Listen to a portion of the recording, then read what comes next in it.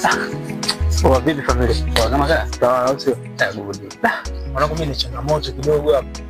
Mimi namtafuta bibi mkubwa wangu, lakini bibi mkubwa mwenyewe ni mlemavu wa macho. Fupi hivi mweupe. Sasa mimi nilitoka kidogo kwenda kuchekia mazingira ya Msosi, kuja kurudi nyumbani tena sikufuti. Sasa nimetokea huku nimemtafuta lakini sijamuona. Nikasema kwa nini hivi? Sasa sijajua kama ulipotoka kama unamuona kama design hiyo ama Mimi mpaka dakika kama hii nimetembea mpaka kaini lakini sijamuona mpaka huyo. Mmoja ni mpaka dakika kama nimeona na bodaboda mbili. Yaani hapa najiuliza nikipotea ninapoenda. Ninauliza vipi? Nilipata hapo. Kwa mimi sijamuona mtu yoyote. Changamoto hiyo. Wewe umetokea hivi, umetokea hivi. Mwanangu nachokitafuta sasa hivi nataka ukipate. Nimetokea huku. Unataka uniulize maswali gani au ulikuwa unauliza swali la bibi wako? Sikia mjomba, mimi siulizi kwa ubaya sawa. Mimi naulizia kama umetokea hivi basi mimi nijue nipite hivi. Kwa sababu kama umepita hivi hujaona mtu umeambiwa mimi na bodaboda mbili, mimi najua kabisa nikitoka hapa napita hivi. Kama umepita hivi basi mimi nirudi hivi. Sasa unamwelekeza kunya kama hivyo na kusoma maisha cha wangu na kwa vipi hivi. Mimi nimetokea hivi.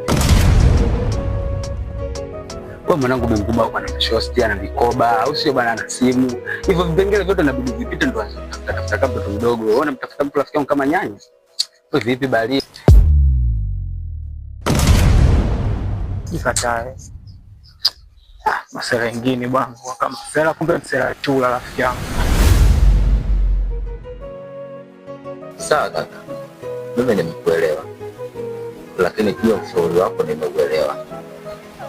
Ila acha nitafute mwanamke mwingine ambaye tutakuwa tunaendana kitabia na kimazingira hata kinyendo pia, ili ndoa zangu ziweze kudumu na kuchukua muda mrefu zaidi. Sawa, lakini usifanye haraka sana. Unatakiwa uvute muda kidogo, kwa sababu tumetoka juzi tu hapa kukushangia mpaka umepata mke. Sasa hebu lipe nafasi kidogo, ili mradi hata watu waliochanga hapo mwanzo waweze kukuchangia tena. Sasa tuachane na hayo. Pia nina taarifa kutoka kwa shangazi. Anadai kwamba mjomba amepotea katika mazingira ya kutatanisha.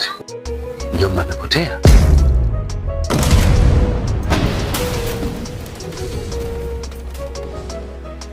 Kwenye mazingira ya kutatanisha?